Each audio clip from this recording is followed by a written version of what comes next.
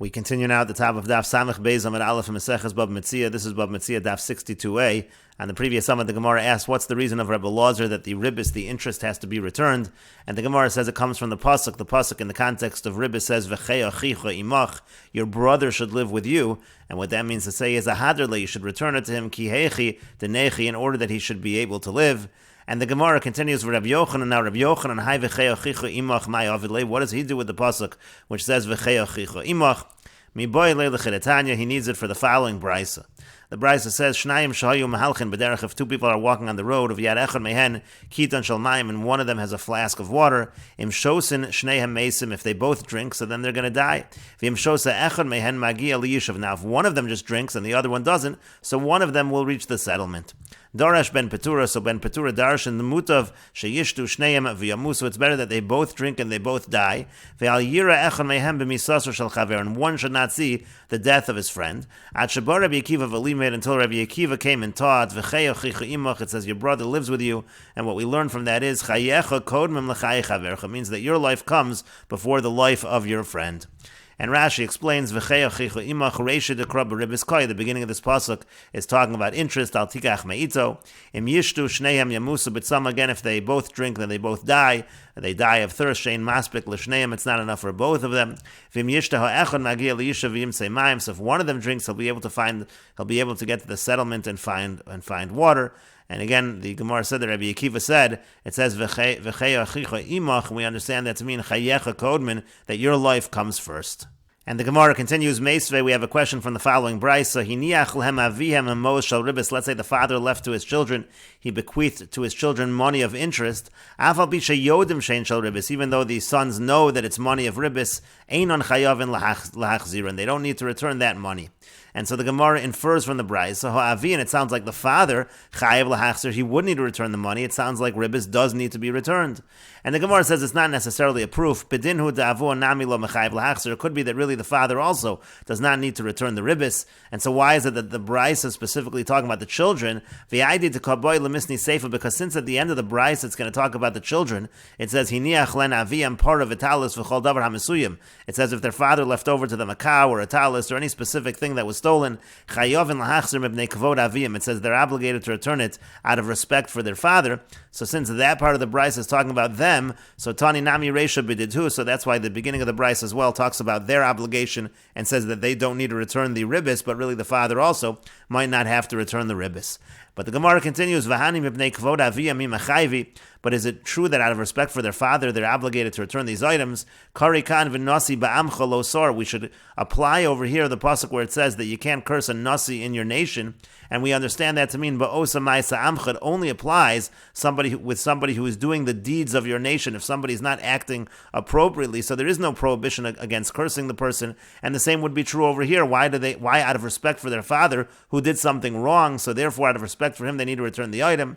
And the Gemara says to that, Kedam Rabbi Pinchas Mishmei de Rava. It's like Rabbi Pinchas said in the name of Rava, B'sha'asa Teshuva. We're talking about a situation where the father did Teshuva. Hachanami here also, B'sha'asa Teshuva. We're talking about where he repented, and therefore since he did Teshuva, that's why out of respect they should return the items. But the Gemara says he also Teshuva, but if he did do Teshuva, my boy Gabe, so why does he even have the items? He should have returned the items.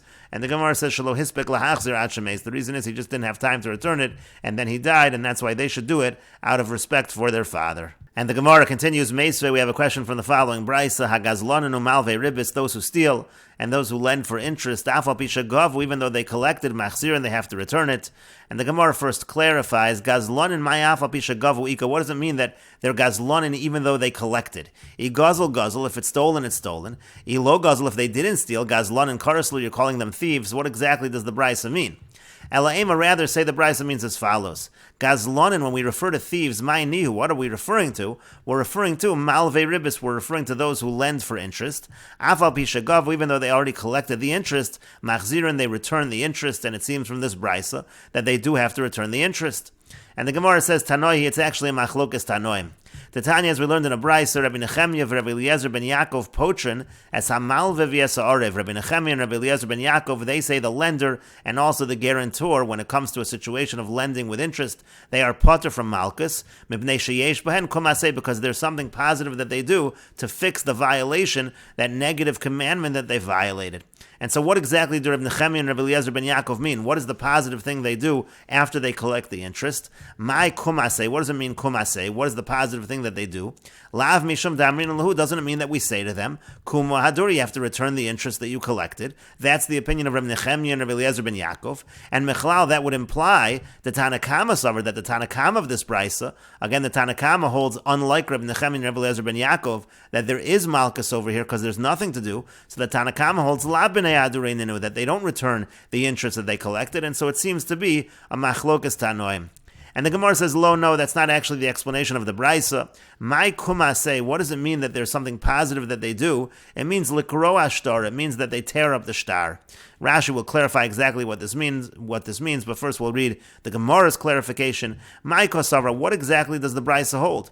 Ikosavar shtar ha'omed ligvos kagavi dami, if the brisa, meaning the opinion of Reb Nechemia and Reb Eliezer ben Yaakov, if they hold that a shtar that is meant to be collected is considered already collected, va'avdu isurayu, so the prohibition was already violated.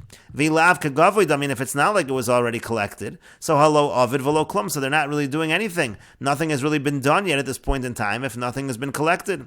And so the Gemara answers, Liolam kasavar shtar ha'omed ligvos lav kagavei dami. Really, the Brisa holds that if you have a shtar that's ready to be collected, it is not as though it has been collected.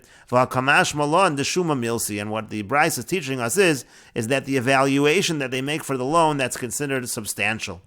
And the Gemara says, Hachinam mistaber, makes sense to say like this.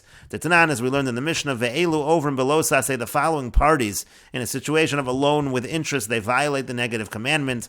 Hamalve, v'halove, ha'orev, ha'edim, the lender, the borrower, the guarantor, and the witnesses. And so the Gemara says, B'shlama kulu avad ma'isa. I understand all of the different parties, they have done something in terms of violating the prohibition against lending with interest. You have the lender, you have the guarantor, the guarantor, the borrower, they're all involved in the loan with interest. Ela edim ma'avad, but the witnesses, what did they do wrong? Ela lav shma mina deshuma milsi. Rather, don't we see from here that the evaluation is considered substantial? They're part of the evaluation of the property. Shma mina, indeed, the Gemara says, you see that shuma is milsa. And we'll see how Rashi understands this Gemara. Rashi explains, Lo no liolamei malach. Really, I'm going to say to you as follows. Im gava, let's say the interest would have already been collected. Divrei hakol eino mesukan b'chazorim and amalkas. It could be that all the Tanoim agree that you can't fix this violation and you can't get out of malchus by returning the interest. De'ein ka nituk le'aseh, because it is not considered a lav hanituk le'aseh. It's not considered a negative commandment that's connected to a positive commandment that once you've collected the interest, you're now supposed to return the interest. Rather, everyone agrees there would be malchus in that situation. And so now the question is, if that is the case, so why did the Brisa say, according to Reb Nechemia and Reb Eliezer ben Yaakov, that they're pater from malchus? V'hai detani peturin, and when it says, according to this opinion, that they're pater from malchus, v'shelo gavu, the situation over here is that they hadn't yet collected the interest.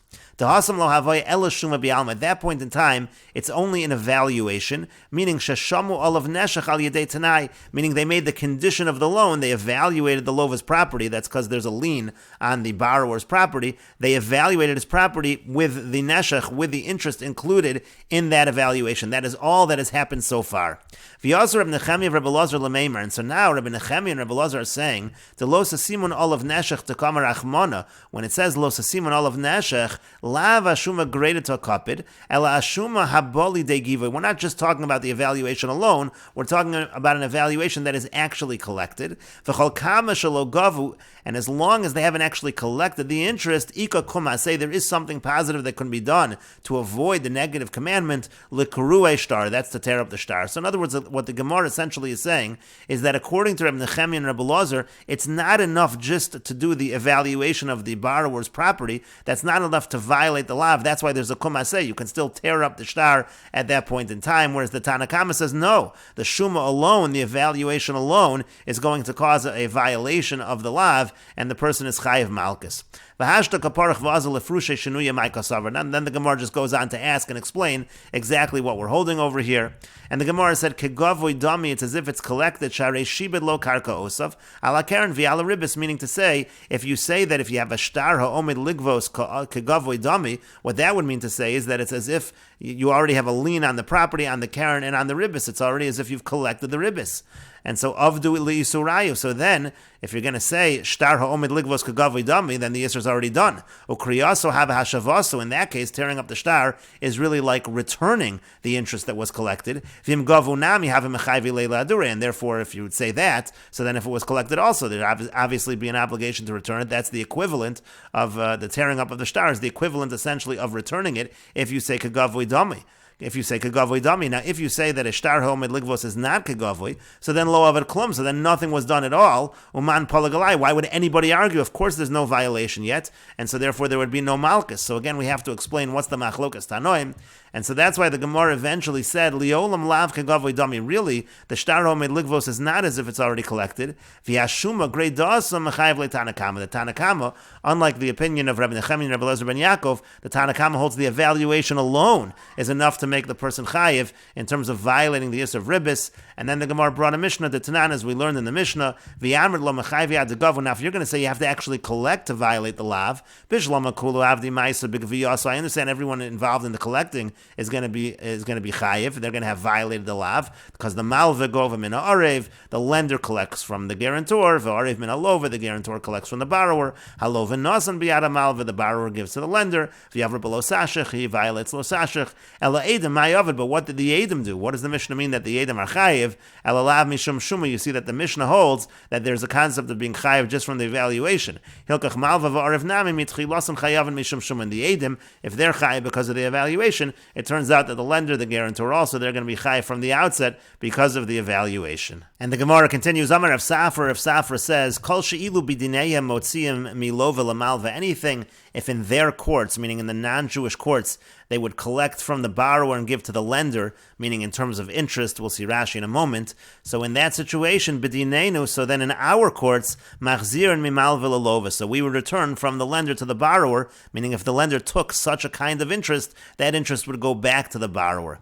However, kol she'ilu b'dineim ein motziin milova lamalva, anything which in their courts we're not going to collect from the borrower and give it to the lender, so then b'dineinu, so then in our courts, ein machzir and mimal v'lalova, we're not going to return it from the lender back to the borrower.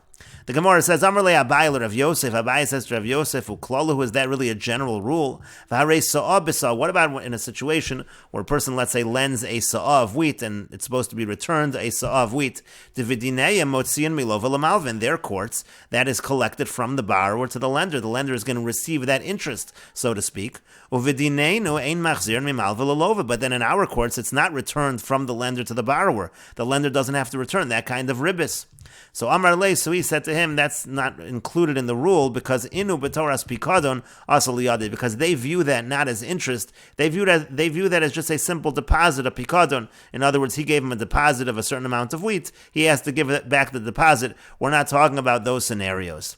But the Gemara continues, Amarle Ravina Ravashi, Ravina said to Ravashi, V'harei mashkanta below nechyasa, let's say you have a situation of a mashkon, which is a collateral, and without deduction, we'll see Rashi on that as well. In any case, the v'dineim motzian milova lamalva, that in their courts we do collect that from the borrower to the lender. And Rashi explains, B'dineim shel umos shel oneser lahem ribis, meaning in the courts of the non-Jews where there is no prohibition of interest. So if they're going to collect motzian min halova lamalva, if they collect from the borrower to the lender, meaning im ein lo mashkon, let's say there's no collateral, al yedei tenai shebeneim, but they made a condition that there's going to be this kind of interest, kigon ribis kitzutza, like let's say you have a set amount of interest. So if that's collected from the borrower to the lender because they don't prohibit interest, so b'dineinu, so then in our court system, im gov, if it is collected by the lender, machzirin lo, then we're going to return it back to the borrower. Kareb Elazar, meaning we're following Rabbi Elazar's opinion in that regard. Well, kamei parach leina. The Gemara later is going to ask on this. May avak ribis, when you have something that's just avak ribis, just the hint of ribis,